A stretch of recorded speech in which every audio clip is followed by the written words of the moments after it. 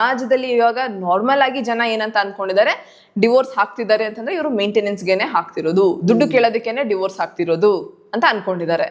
So ಇದು ಎಷ್ಟು ಮಟ್ಟಕ್ಕೆ ನಿಜ, ಎಲ್ಲಾ ಕೇಸಲ್ಲೂ ಮೇಂಟೆನೆನ್ಸ್ ಸಿಗತ್ತಾ ಅನ್ನೋದು ಬೇರೆ ವಿಷಯ. ಬಿಕಾಸ್ ಎಲ್ಲಾ ಕೇಸಲ್ಲೂ ಬೇರೆ ಬೇರೆ ರೀತಿ ಎಷ್ಟು ಕೊಡಬೇಕು, ಬೇರೆ ಬೇರೆ ರೀತಿ ವೇರಿ ಆಗತ್ತೆ. ಅದು ಜಡ್ಜ್ ಡಿಸೈಡ್ ಮಾಡ್ತಾರೆ.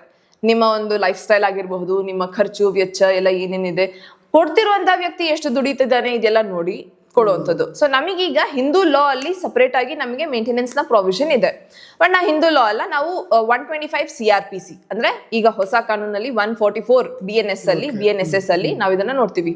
ಮೇಂಟೆನೆನ್ಸ್ ಒಂದು ಸಪರೇಟ್ ಪ್ರಾವಿಷನ್. ಇದರಲ್ಲಿ ಹಿಂದೂ ಮುಸ್ಲಿಂ ಎಲ್ಲರೂ ಕೇಳಬಹುದು ಮೇಂಟೆನೆನ್ಸ್.